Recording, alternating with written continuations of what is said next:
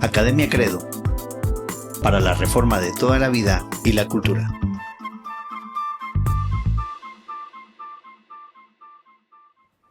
Hola, ¿qué tal? ¿Cómo están? Bienvenidos nuevamente a un episodio más del podcast de Academia Credo. Así es. Para pensar claramente en este mundo torcido. Así es. Hemos puesto como fundamento para todo lo que nosotros hablamos acá con William, con el doctor William, la palabra de Dios, que sin esa revelación que el hombre ha tenido de Dios mismo, del Creador, hemos expuesto acá que el hombre no tendría sentido, ni siquiera la posibilidad de existir. Así es.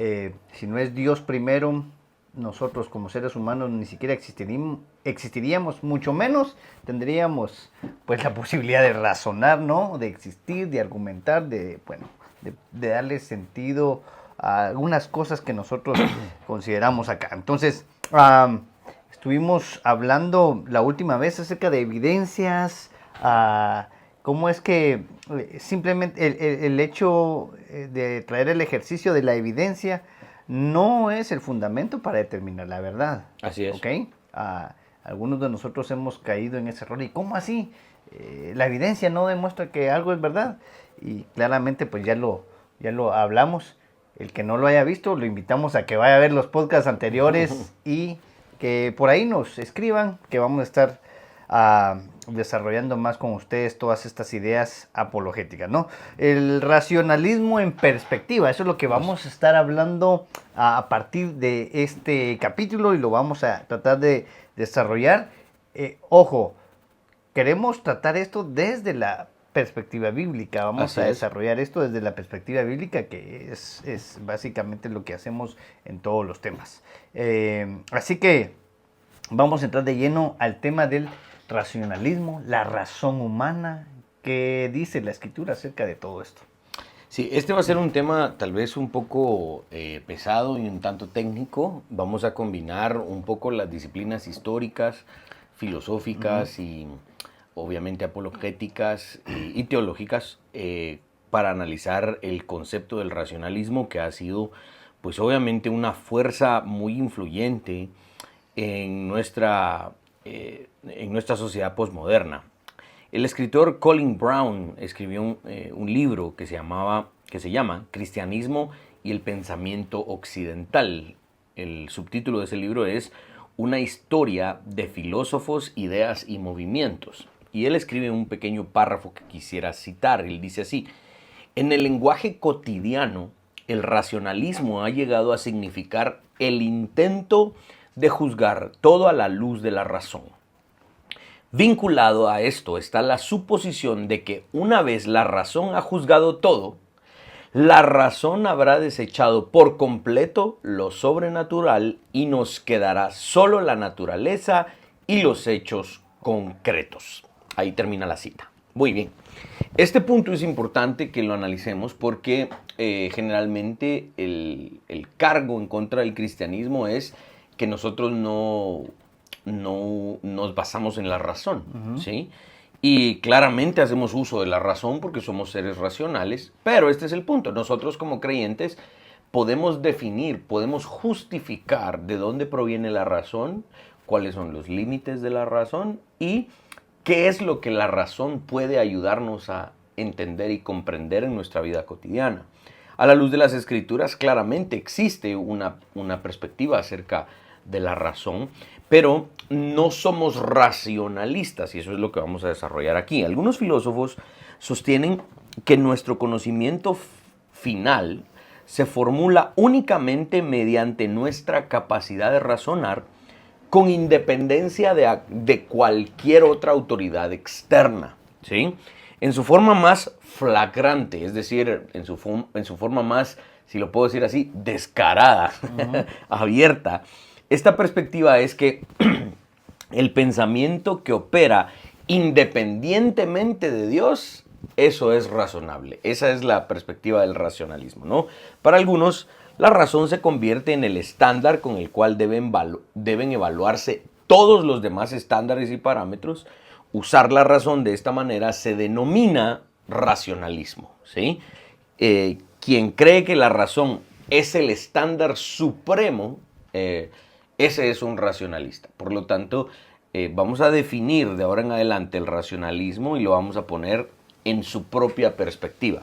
Esto no es algo que solo la Biblia lo diga, no es algo que nosotros nos acabamos de inventar, sino que precisamente cuando el racionalismo surge como tal, como una religión, eso es básicamente el racionalismo, una religión, se establece así. Y la diosa es la razón. Vamos a hablar, les dije que íbamos a hablar de un asunto histórico y vamos a irnos precisamente a la Revolución Francesa, claro, en estos próximos podcasts, en donde vamos a hablar de cómo surge el racionalismo y se establece como lo que es una religión. Falsa, obviamente, pero una religión. Claro. Quiero mencionar esto ya que estás introduciendo básicamente este tema. Alguien se podrá pensar, bueno, el racionalismo es un tema eminentemente filosófico, ¿no? Podría decir alguien. Y de hecho, sí lo es, pero vemos, y lo vamos a tratar de desarrollar, que tiene implicaciones prácticas para nuestra vida. Y voy a mencionar esto, y en muchos cristianos, ese es el tema, que por eso es tan importante estudiarlo, y lo vamos a analizar bien, porque a la luz de la palabra lo vamos a analizar, porque el racionalismo, como lo habías mencionado, es aquel pensamiento que opera independientemente de Dios. Supuestamente. Supuestamente, ¿ok? Pero a lo que yo voy es que, y a lo que quiero llamar la atención es que habemos muchos cristianos en algún momento de nuestra vida que terminamos pensando así, no con intención, pero sí en nuestra inocencia, probablemente en nuestra ingenuidad, ignorancia, en nuestra ignorancia, definimos varias cosas de nuestra vida cotidiana, familiar, social, desde una perspectiva independientemente de Dios. Así es. Porque pensamos que Dios no tiene nada que ver en estos asuntos, y es aquí donde vamos a ver las implicaciones de estas cuestiones. Así que es bien importante. Entonces definamos para aquellos el racionalismo. Entonces es toda aquella idea, religión, como bien lo mencionaste, de toda aquella persona que presupone la razón humana sobre cualquier idea de Dios. Así es. Sí. Es el estándar más fundamental sobre el cual se construye todo lo demás. Ese es el ejercicio racionalista, ¿sí? Otro escritor llamado Robert A. Morey, en su libro La batalla de los dioses, curiosamente, dioses con D pequeña, ¿no? ¿Verdad? Porque son dioses falsos, pero existe una batalla entre ellos. Y él escribe lo siguiente: los racionalistas desarrollaron diversas frases y lemas que expresaban la supremacía de la razón. Todas las ideas deben estar en consonancia con la razón. Deben ser sometidas a juicio. Cualquier idea que no satisfaga las exigencias de la razón debe ser rechazada. Todas las ideas deben justificarse ante la razón. La filosofía comienza y termina con los primeros principios de la razón. Ahí termina la cita. En última instancia, entonces, el racionalista dice: si no es razonable, entonces no puede ser verdad. ¿Ok? Ese es su lema y es uno de sus mandamientos como religión. Si lo quieren ver así, es el primero de sus 10 mandamientos. Digamos que el racionalismo tuviese 10 mandamientos. El primero es este. Dice: si no es razonable, entonces no puede ser verdad. ¿Ok?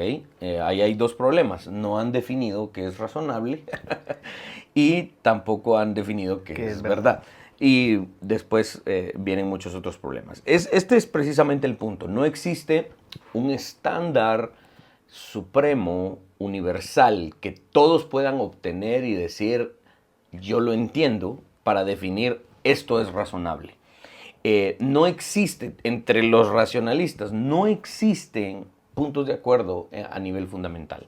Dos o más personas muy razonables podrían incluso discrepar, tener opiniones distintas, y de hecho lo hacen, no solo en cualquier número de temas, sino que en los fundamentos de la razón, cuando se define el tema fundamental de la razón, supuestamente personas muy razonables pueden tener incluso un debate y diferencias que no son reconciliables, es decir, diferencias totalmente grandes. Incluso en cuanto a las leyes de la lógica que ellos mismos han consensuado, los filósofos racionalistas a menudo llegan a conclusiones diferentes sobre un sinnúmero de temas, ¿no? Un racionalista podría defender su enfoque racionalista afirmando que son los principios de la razón los que son definitivos y que aquellos que los usan pueden tener intentos fallidos. Y eso es correcto.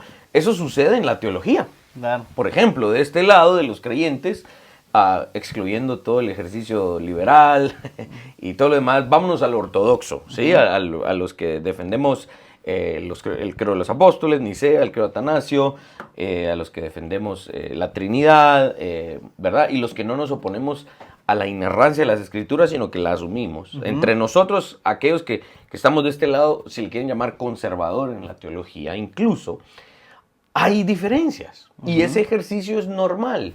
A pesar de que estamos de acuerdo en las cuestiones fundamentales, a la hora de aplicar esas cuestiones fundamentales, ¿podemos llegar a ciertas diferencias? Sí, pero esas diferencias son de lo que viene después de lo que es fundamental. Porque si hay diferencias en lo que es fundamental, nos separamos de ellos. Claro. Nos separamos de los testigos de Jehová, nos separamos de los mormones, nos separamos de todas las demás religiones místicas, etcétera, que no reconocen la deidad de Cristo, la naturaleza trinitaria del Dios revelado en la Escritura. Sí. Y nos separamos de la teología liberal, que no reconoce la inerrancia y la infalibilidad de las Escrituras. Aquí hemos sido claros en cuanto a esto. Estamos en contra del liberalismo porque difiere de asuntos fundamentales. Claro. Ahora, una vez estamos todos de acuerdo en cuestiones fundamentales, lo que surge después de esas cuestiones fundamentales puede tener discrepancias, y algunas un tanto más dramáticas y problemáticas, y algunas un tanto más amigables, ¿no? El tema del bautismo de niños, los dones del Espíritu Santo, etcétera, etcétera, ¿no? Pero eso sucede. Ahora, el problema es que los racionalistas difieren a nivel fundamental. Y aún así todos se siguen incluyendo como racionalistas. Y eso no es justo, no es honesto, es inconsistente. El coro de filósofos racionalistas no está cantando la misma canción, no están en la misma nota, no están en el mismo tiempo. Todos están cantando a diferente nota, tiempo y canción y letra en términos fundamentales. Ahí es donde está el primer problema del racionalismo. Claro. Podemos decir entonces que, porque alguien podría estar oyendo, o sea que ustedes como cristianos están en contra de la razón, no. Están en contra del ejercicio de la razón, de pensar, de razonar, porque también, otra vez como lo mencionaste, en términos teológicos se utiliza la razón, ¿no? Claro. O sea, no estamos diciendo que Dios nos tiene como unos seres tontos donde no se razona y no. De hecho, una de las características que nos hace como seres humanos, vos lo acabas de mencionar bien, es porque tenemos la capacidad de razonar. Ahora, ojo, lo dijiste bien.